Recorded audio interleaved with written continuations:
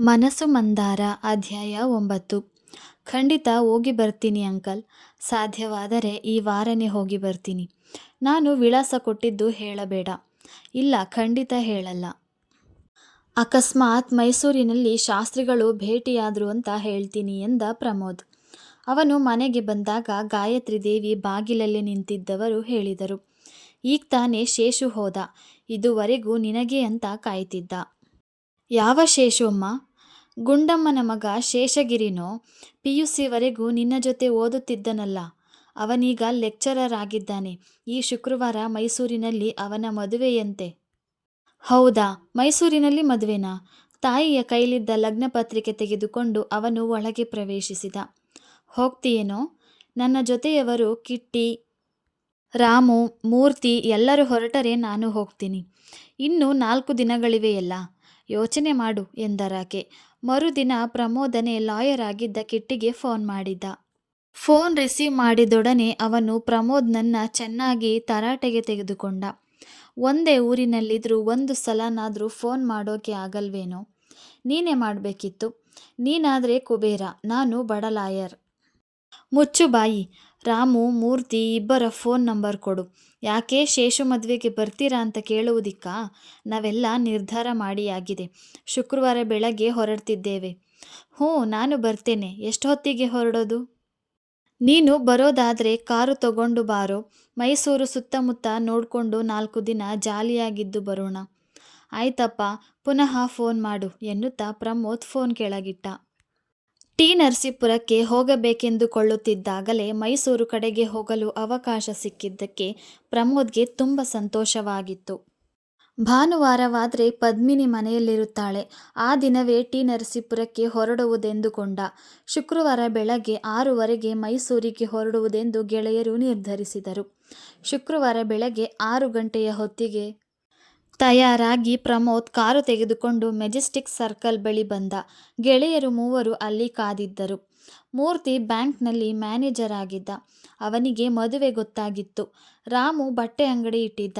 ಬಹಳ ದಿನಗಳ ನಂತರ ಒಟ್ಟಿಗೆ ಸೇರಿದ ಗೆಳೆಯರು ಮನ ಬಂದಷ್ಟು ಹೊತ್ತು ಹರಟಿದರು. ಮದ್ದೂರಿನಲ್ಲಿ ಕಾಫಿ ಕುಡಿದರು. ಮೈಸೂರು ತಲುಪುತ್ತಿದ್ದಂತೆ ಮೂರ್ತಿ ಹೇಳಿದ, ಈಗ 9:45 ಗಂಟೆ. ನನಗೆ ಹಸಿವಿನಿಂದ ಪ್ರಾಣ ಹೋಗಿದೆ. ಯಾವುದಾದರೊಂದು ಹೋಟೆಲ್ ಹತ್ರ ಕಾರ್ ನಿಲ್ಲಿಸು. ತಿಂಡಿ ತಿಂದುಕೊಂಡು ಮದುವೆ ಮನೆಗೆ ಹೋಗೋಣ. ಮದುವೆ ಮನೆಯಲ್ಲೂ ತಿಂಡಿ ಮಾಡಿದ್ದಾರೋ? ಮಾಮೂಲು ಇಡ್ಲಿ ಕೇಸರಿಬಾತ್ ತಿನ್ನಕ್ಕೆ ಬೇಜಾರು ಕಣೋ, ಬೇರೆ ಏನಾದರೂ ತಿನ್ನಬೇಕು.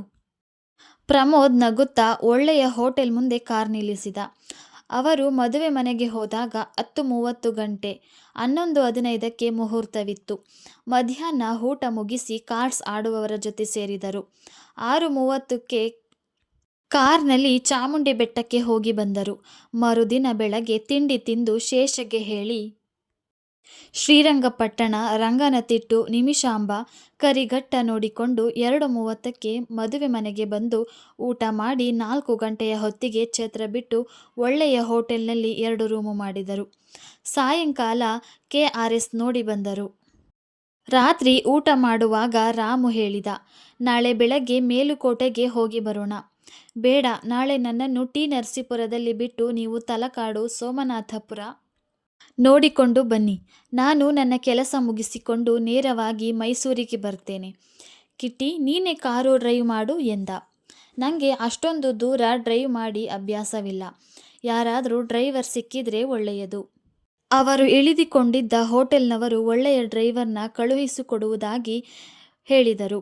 ಮರುದಿನ ಬೆಳಗ್ಗೆ ತಿಂಡಿ ತಿಂದುಕೊಂಡು ಅವರು ಮೈಸೂರು ಬಿಟ್ಟರು. ಲೋ, ನೀನು ನಮ್ಮ ಜೊತೆ ಬಾರೋ. ನರಸೀಪುರದಲ್ಲಿ ನಿನಗೆಂತಹ ಕೆಲಸನೋ? ಮೂರ್ತಿ ಒತ್ತಾಯಿಸಿದ. ದಯವಿಟ್ಟು ನನ್ನ ಒತ್ತಾಯಿಸಬೇಡಿ. ಈ ಮುಖ್ಯ ಕೆಲಸ ಪೂರೈಸುವುದಕ್ಕೋಸ್ಕರನೇ ನಾನು ನಿಮ್ಮ ಜೊತೆ ಬಂದಿದ್ದು. ಆಯ್ತಪ್ಪ, ಬೆಸ್ಟ್ ಆಫ್ ಲಕ್ ಎಂದ ಕಿಟ್ಟಿ. ನರಸೀಪುರದ ಬಸ್ಸು ನಿಲ್ದಾಣದ ಬಳಿ ಅವರು ಅವನನ್ನು ಇಳಿಸಿದರು. ಅವನು ಪರ್ಸ್ನಿಂದ ಪದ್ಮಿನಿಯ ಮನೆ ವಿಳಾಸ ತೆಗೆದ. ಆಟೋದವರಲ್ಲಿ ಒಬ್ಬನನ್ನು ವಿಚಾರಿಸಿದ. ಆತ ಅಡ್ರೆಸ್ ನೋಡಿ, ಸಂಸ್ಕೃತ ಪಂಡಿತರಲ್ವಾ ಸರ್, ನನಗೆ ಅವರ ಮನೆ ಗೊತ್ತು. ನನ್ನ ಮಗ ಅವರ ಹತ್ರ ಪಾಠಕ್ಕೆ ಹೋಗ್ತಾನೆ ಎಂದ. ಪೇಪರ್ ಓದುತ್ತಾ ವರಾಂಡದಲ್ಲಿ ಕುಳಿತಿದ್ದ ಪದ್ಮಿನಿ ಮನೆಯ ಮುಂದೆ ಆಟೋ ನಿಂತ ಸದ್ದು ಕೇಳಿ ಹೊರಗೆ ಬಂದಳು. ಆಟೋದಿಂದ ಇಳಿಯುತ್ತಿದ್ದ ವ್ಯಕ್ತಿಯನ್ನು ನೋಡಿ ಅವಳ ಹುಬ್ಬುಗಳು ಆಶ್ಚರ್ಯದಿಂದ ಮೇಲೇರಿದವು. ನೀನು? ಹೌದು ನಾನೇ. ಒಳಗೆ ಬಾ ಅಂತ ಕರೆಯಲ್ವಾ? ಬಾ ಒಳಗೆ. ಅವನು ವೆರಾಂಡದಲ್ಲಿ ನಿಂತು ಸುತ್ತಲೂ ಕಣ್ಣು ಹಾಯಿಸಿದ. ಪುಟ್ಟ ವೆರಾಂಡ, ಅದಕ್ಕೆ ಸೇರಿದಂಥ ಒಂದು ರೂಮು, ಒಳಗಡೆ ಹಾಲ್ ಕಾಣಿಸಿತು. ಕೂತ್ಕೋ ಅಂತ ಹೇಳಲ್ವಾ? ಸರಿ ಕೂತ್ಕೋ. ಅವನು ಕುಳಿತು ಶೂ ಬಿಚ್ಚಿದ. ನಿಮ್ಮ ತಂದೆ ತಾಯಿ ಎಲ್ಲಿ? ಮೈಸೂರಿಗೆ ಮದುವೆಗೆ ಹೋಗಿದ್ದಾರೆ. ನಿನ್ನ ತಮ್ಮಂದಿರು? ಟ್ಯೂಷನ್ಸ್ಗೆ ಹೋಗಿದ್ದಾರೆ. ಇಂದು ಎಲ್ಲಿ? ಇಂದು ಈಗ ಮಂಡ್ಯದಲ್ಲಿದ್ದಾಳೆ. ವತ್ಸಲ ಈಗ ಅಲ್ಲಿದ್ದಾರಾ? ಅವಳು ಅವನನ್ನು ಒಂದು ಕ್ಷಣ ದಿಟ್ಟಿಸಿದಳು. ಅವನ ಮುಖ ನೋಡಿದಾಗ ಅವನಿಗೇನು ತಿಳಿಯದು ಅನಿಸಿತು. ಕಾಫಿ ಕೊಡ್ಲಾ? ಕಾಫಿ ಕೊಂಚ ಕೊಡು. ಅಡುಗೆ ಮಾಡು, ನಾನು ಊಟ ಮಾಡಿಕೊಂಡೇ ಹೋಗೋದು. ಅಡಿಗೆ ಆಗಿದೆ, ಊಟ ಮಾಡೋದಾದ್ರೆ ಮಾಡು. ನನಗೆ ಹಸಿವಿಲ್ಲ, ಕಾಫಿ ಕೊಡು. ಅವಳು ಕಾಫಿ ತಂದು ಅವನಿಗೆ ಕೊಟ್ಟಳು. ಬಾ ಕುತ್ಕೋ ಪದ್ಮಿನಿ, ನಿನ್ನ ಹತ್ರ ಮಾತಾಡಬೇಕು. ಅವಳು ಕುಳಿತಳು. ಪದ್ಮಿನಿ, ಯಾರಿಗೂ ತಿಳಿಸದೆ ನೀವು ಬೆಂಗಳೂರು ಯಾಕೆ ಬಿಟ್ಟು ಬಂದ್ರಿ? ಯಾರಿಗೆ ಹೇಳಬೇಕಾಗಿತ್ತು? ನಿಮ್ಮಮ್ಮ ತಿಳಿಸಿರಬೇಕು ಅಂದ್ಕೊಂಡಿದ್ದೆ. ನೀವು ಊರು ಬಿಡಕ್ಕೆ ಕಾರಣವೇನು? ಅದನ್ನು ನಿನಗ್ಯಾಕೆ ಹೇಳಬೇಕು? ಬಡವರಾದವರು ಶ್ರೀಮಂತರ ಮನೆ ಎದುರಿಗಿರುವುದೇ ಒಂದು ಮುಖ್ಯವಾದ ತಪ್ಪು. ಪಮ್ಮಿ, ನೀನು ಒಗಟಿನಲ್ಲಿ ಮಾತಾಡಬೇಡ. ಏನಾಯಿತು ಹೇಳು.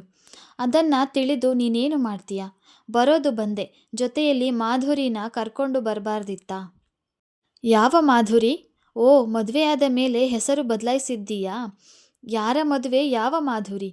ಅವಳಿಗ್ಯಾಕೋ ಅನುಮಾನವಾಯಿತು. ಅತ್ತೆ ನಿನಗೆ ಮಾಧುರಿ ಅನ್ನುವ ಹುಡುಗಿಯ ಜೊತೆ ಮದುವೆ ಗೊತ್ತಾಗಿದೆ ಅಂತ ಹೇಳಿದ್ರು. ಅವರ ಮಾತನ್ನು ನೀನು ನಂಬಿಬಿಟ್ಟೆಯಾ? ನಂಬದೆ ಹೇಗಿರೋದು? ನಿಮ್ಮ ತಾಯಿ ನಮ್ಮ ಮನೆಗೆ ಬಂದು ಹೊರೆ ಸಿಹಿ ಕೊಟ್ಟು ವಿಷಯ ಹೇಳಿದ್ರು. ನಮ್ಮ ತಾಯಿ ತುಂಬ ಸುಳ್ಳು ಹೇಳ್ತಾರೆ ಅಂತ ನಿಮಗೆಲ್ಲ ಗೊತ್ತಿಲ್ವಾ? ನೀನು ಮದುವೆಯಾಗಿ ನನ್ನೆದುರಿಗೆ ಬೇರೆ ಹುಡುಗಿಯ ಜೊತೆ ಸಂಸಾರ ಮಾಡ್ಕೊಂಡಿರೋದನ್ನು ನೋಡಬೇಕಲ್ಲ ಅಂತ ದುಃಖವಾಗಿತ್ತು. ಅಷ್ಟರಲ್ಲಿ ನಮ್ಮ ಇಂದು ಹೊಸ ಸಮಸ್ಯೆ ತಂದಿಟ್ಟಳು. ನಾವು ಊರು ಬಿಡೋದು ಅನಿವಾರ್ಯವಾಯಿತು. ಏನು? ಇಂದು ಸಮಸ್ಯೆ ತಂದ್ಲಾ? ಇಂದುಗೆ ಕ್ಯಾಸೆಟ್ಸ್ ಹುಚ್ಚಿದ್ದದ್ದು ನಿನಗೆ ಗೊತ್ತಿತ್ತಲ್ಲ. ನಾನು ಕೆಲಸಕ್ಕೆ ಸೇರಿದ ಮೇಲೆ ಒಂದು ಟೇಪ್ ರೆಕಾರ್ಡರ್ ತಂದುಕೊಟ್ಟಿದ್ದೆ. ಇಂದು ನಮ್ಮ ಮುಂದಿನ ಬೀದಿಯಲ್ಲಿದ್ದ ಕ್ಯಾಸೆಟ್ಸ್ ಲೈಬ್ರರಿಗೆ ಹೋಗಿ ಕ್ಯಾಸೆಟ್ಸ್ ತರೋಳು. ಅಲ್ಲಿ ಅವಳಿಗೆ ಕ್ಯಾಸೆಟ್ಸ್ ಅಂಗಡಿ ಓನರ್ ಮಗ ಮಹೇಶ್ನ ಪರಿಚಯವಾಯ್ತಂತೆ. ಖಾಲಿ ಕ್ಯಾಸೆಟ್ಸ್ನಲ್ಲಿ ತನ್ನ ಪ್ರೀತಿಯ ಮಾತುಗಳನ್ನು ರೆಕಾರ್ಡ್ ಮಾಡಿ ಕಳುಹಿಸ್ತಿದ್ದ. ಇವಳು ಉತ್ತರ ಕಳುಹಿಸುತ್ತಿದ್ದಳು. ನಿನ್ನೆ ಮದುವೆಯಾಗ್ತೀನಿ ಅಂತ ನಂಬಿಸಿದ.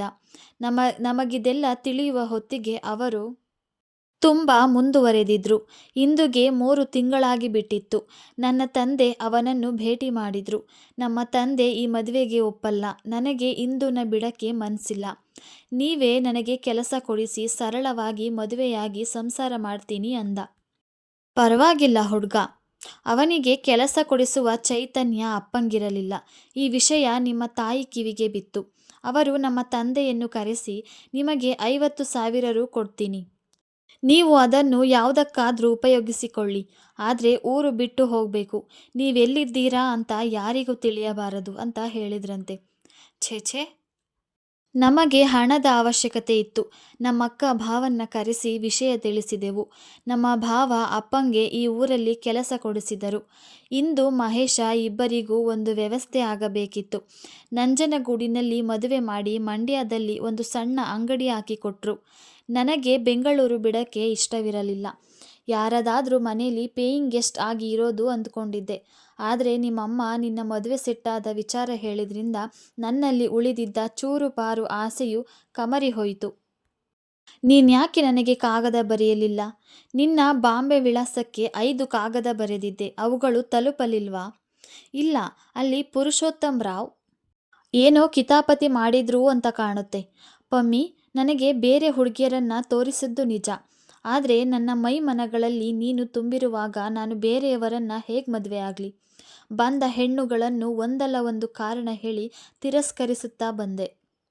2 ದಿನಗಳ ಹಿಂದೆ ಭಗವಾನ್ ಅಂಕಲ್ ನಿಂದ ನಿನ್ನ ವಿಳಾಸ ಸಿಕ್ಕಿತು. ಪದ್ಮಿನಿ ಮನೆಯವರೆಲ್ಲಿ ಅಂತ ನೀನು ನಿಮ್ಮಮ್ಮನ್ನ ಕೇಳಲಿಲ್ವಾ?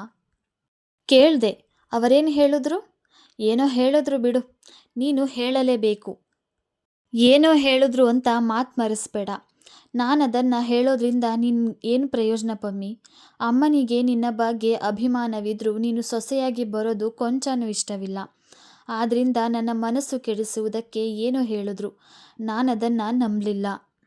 ನೀನು ಏನು ಅಂತ ಹೇಳದಿದ್ರೂ ಅವರಂದಿರುವ ಮಾತನ್ನು ಊಹಿಸಬಲ್ಲೆ. ಒಂದು ಹುಡುಗಿಯ ಮೇಲೆ ಮತ್ತೇನು ಅಪವಾದ ಹೊರಿಸಲು ಸಾಧ್ಯ? ನಾನು ನಡತೆಗೆಟ್ಟವಳು ಅಂತ ಹೇಳಿರಬೇಕು. ಅಥವಾ ಸಾಕು ಪಮ್ಮಿ, ಆ ವಿಚಾರ ಬೇಡ. ನನ್ನ ಪ್ರಶ್ನೆಗೆ ನೇರ ಉತ್ತರ ಹೇಳು. ನೀನು ನನ್ನನ್ನು ಪ್ರೀತಿಸ್ತಿದ್ದೀಯೋ ಇಲ್ವೋ? ಪದ್ಮಿನಿ ಮುಖ ಮುಚ್ಚಿಕೊಂಡು ಬಿಕ್ಕಿದಳು. ಅವನಿಗೆ ಬೇರೆ ಯಾವ ಉತ್ತರವೂ ಬೇಕಿರಲಿಲ್ಲ. ಎದ್ದು ಬಂದು ಅವಳನ್ನಪ್ಪಿ ಹೇಳಿದ, ನಾನು ನಿನ್ನನ್ನು ತುಂಬ ಪ್ರೀತಿಸ್ತೇನೆ ಪಮ್ಮಿ. ನೀನು ಎದುರಿಗಿರುವಾಗ ನನಗೆ ನಾನು ನಿನ್ನನ್ನು ಪ್ರೀತಿಸ್ತೇನೆ ಅನ್ನುವ ಅರಿವಿದ್ದರೂ ನೀನಿಲ್ಲದೆ ಬಾಳೋದು ಕಷ್ಟ ಅಂತ ಅರಿವಾಗಿದ್ದು ನಾನು ಬಾಂಬೆಗೆ ಹೋದ್ಮೇಲೇನೆ. ನಿನ್ನಿಂದ ದೂರವಾಗಿ ನಾನು ಸುಖವಾಗಿದ್ದೀನ ಪ್ರಮೋದ್? ಅಪ್ಪನ ಕಾಲಿಗೆ ಬಿದ್ದು ಕೇಳಿದೆ, ಬೆಂಗಳೂರು ಬಿಡೋದು ಬೇಡ ಅಂತ. ಆದರೆ ಅಪ್ಪ ಒಪ್ಪಲಿಲ್ಲ. ಇಂದುವಿನ ಸಮಸ್ಯೆ ಅವರ ತಲೆ ತಿನ್ನುತ್ತಿದ್ದರಿಂದ ನನ್ನ ಸಂಕಟ ಅವರಿಗೆ ಅರ್ಥವಾಗಲಿಲ್ಲ. ಹಳೆಯದೆಲ್ಲ ಮರ್ತ್ಬಿಡು ಪಮ್ಮಿ, ಇನ್ನು ನಿನ್ನ ಕಷ್ಟಗಳೆಲ್ಲ ಪರಿಹಾರವಾಯಿತು. ಅವಳು ನಕ್ಕಳು. ಅವನು ಅವಳ ದುಂಡು ಕೆನ್ನೆಗೆ ತುಟಿಯೊತ್ತಿ ಕೇಳಿದ, ನನಗೆ ಹೊಟ್ಟೆಗೇನಾದರೂ ಹಾಕ್ತೀಯೋ ಇಲ್ವೋ? ನೀನು ನನ್ನನ್ನು ಹೀಗೆ ಹಿಡಿದಿದ್ರೆ ನಾನೇನು ಮಾಡಲಿ? ಈಗ ಹುಡುಗರು ಬರ್ತಾರೆ, ಒಟ್ಟಿಗೆ ಊಟ ಮಾಡಿ. ಅವಳು ಹಪ್ಪಳ ಸಂಡಿಗೆ ಕರೆಯುವ ವೇಳೆಗೆ ಅವಳ ತಮ್ಮಂದಿರು ಬಂದರು. ಅವರ ಊಟವಾದ ಮೇಲೆ ಅವನು ಅವಳನ್ನು ಕೂಡಿಸಿ ಬಡಿಸಿದ. ನಂತರ ಹರಟುತ್ತಾ ಕುಳಿತಾಗ ಅವನು ಕೇಳಿದ, ಪಮ್ಮಿ, ನಾವು ಯಾವಾಗ ಮದುವೆಯಾಗುವುದು? ಬೇಡದ ಪ್ರಶ್ನೆ ಕೇಳಬೇಡ ಪ್ರಮೋದ್. ನನಗಿವತ್ತು ತುಂಬ ಸಂತೋಷವಾಗಿದೆ. ನಾನು ಅಡಿಗೆ ಮಾಡಿ ಬಡಿಸಿದ್ದನ್ನು ನೀನು ಸಂತೋಷವಾಗಿ ಊಟ ಮಾಡಿದ್ದೀಯಾ? ಇಂತಹ ಅವಕಾಶ ಪುನಃ ನಮ್ಮ ಜೀವನದಲ್ಲಿ ಬರದೇ ಇರಬಹುದು. ಯಾಕೆ ಹಾಗಂತೀಯ? ಜೀವನ ಪೂರ್ತಿ ನೀನು ಬಡಿಸಬೇಕು, ನಾನು ಊಟ ಮಾಡಬೇಕು. ಅವಳು ಉತ್ತರಿಸಲಿಲ್ಲ. ಪಮ್ಮಿ, ನೀನು ನನ್ನ ಪ್ರಶ್ನೆಗೆ ಉತ್ತರ ಕೊಡ್ತಿಲ್ಲ. ಪ್ರಮೋದ್, ನನ್ನ ಮದುವೆಯಿಂದ ನಿಮ್ಮ ಮನೆಯ ನೆಮ್ಮದಿ ಹಾಳಾಗಬಾರ್ದು. ನೀನು ನಿಮ್ಮಮ್ಮನಿಗೆ ಒಬ್ಬನೇ ಮಗ. ನಿನ್ನಿಂದ ದೂರವಾಗಿ ಅವರು ಇರಲಾರರು. ನಿನ್ನ ಕೈ ಹಿಡಿದ ಮೇಲೆ ನಾನು ನಿನ್ನಿಂದ ದೂರವಾಗಿರಲಾರೆ. ಆದ್ದರಿಂದ ನೀನು ಈ ಮದುವೆಗೆ ನಿಮ್ಮ ತಾಯಿಯ ಒಪ್ಪಿಗೆ ಪಡೆಯಲೇಬೇಕು. ಅಮ್ಮ ಈ ಮದುವೆಗೆ ಒಪ್ಪಲ್ಲ. ನಾವಿಬ್ಬರು ಯಾವುದಾದ್ರೂ ಪುಣ್ಯಕ್ಷೇತ್ರದಲ್ಲಿ ಮದುವೆಯಾಗೋಣ. ಅಮ್ಮ ಆಮೇಲೆ ಏನು ಮಾಡೋಕ್ಕಾಗಲ್ಲ. ನೋ ಪ್ರಮೋದ್, ಅದು ಸಾಧ್ಯವಿಲ್ಲ.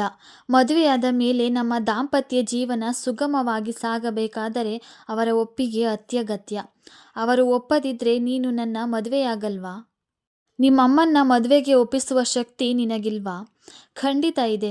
ನಮ್ಮಮ್ಮನಿಗೂ ನಾನು ಹಠವಾದಿ ಅಂತ ಅರ್ಥವಾಗಿದೆ. ಅವರು ಈ ಮದುವೆಗೆ ಒಪ್ಪುವಂತೆ ಮಾಡ್ತೀನಿ. ಅವನು ಅವಳಿಗೆ ಸರ್ವೋತ್ತಮ್ ಅದಿತಿ ಪ್ರಕರಣ ಹೇಳಿದ. ಅವರು ಮಾತನಾಡುತ್ತಿರುವಾಗಲೇ ಶಾಸ್ತ್ರಿಗಳು ಬಂದರು. ಪ್ರಮೋದ್ನನ್ನು ನೋಡಿ ಅವರ ಮುಖ ಕಪ್ಪಿಟ್ಟರೆ ಸೀತಮ್ಮನ ಮುಖ ಅರಳಿತು. ಏನಪ್ಪ ಇಷ್ಟು ದೂರ? ಸೀತಮ್ಮ ಕೇಳಿದರು. ನಿಮ್ಮ ಮಗಳನ್ನು ನನಗೆ ಮದುವೆ ಮಾಡಿಕೊಡಿ ಅಂತ ಕೇಳಕ್ಕೆ ಬಂದಿದ್ದೇನೆ ಅತ್ತೆ. ಶಾಸ್ತ್ರಿಗಳು ಕುರ್ಚಿಯಲ್ಲಿ ಕುಳಿತು ಗಾಳಿ ಹಾಕಿಕೊಳ್ಳುತ್ತಾ ಹೇಳಿದರು. ಈ ಮದುವೆ ನಡೆಯುವಂತಹದ್ದಲ್ಲ. ನನ್ನ ಮಗಳನ್ನು ಮರೆತು ಬೇರೆಯವರನ್ನು ಮದುವೆಯಾಗಿ ಸುಖವಾಗಿರು. ಪದ್ಮಿನಿನ ಮರ್ತ್ಬಿಡು ಅಂತ ಹೇಳ್ತಿದ್ದೀರಾ? ಅವಳನ್ನು ಮರೆತು ನಾನು ಹೇಗೆ ಸುಖವಾಗಿರೋದು? ನೋಡಪ್ಪ, ನಾವು ಮಾನ ಹೋಯಿತು ಅಂತ ಅಲ್ಲಿರುವಾಗ ನಿಮ್ಮಮ್ಮ 50,000 ಕೊಟ್ಟು ನಮ್ಮ ಮಾನ ಉಳಿಸಿದ್ದಾರೆ. ನಮ್ಮ ಇಂದುಗೆ ಬಾಳು ಕೊಟ್ಟಿದ್ದಾರೆ. ಅದರ ಬದಲು ಅವರು ಕೇಳಿದ್ದು ಒಂದೇ ಒಂದು, ನೀವು ಮನೆ ಖಾಲಿ ಮಾಡಿ ಅಂತ. ನಾನವರಿಗೆ ಮಾತು ಕೊಟ್ಟಿದ್ದೇನೆ. ಸಂಚಿಕೆ ಮುಂದುವರಿಯುತ್ತದೆ. ನಿರೀಕ್ಷಿಸಿ.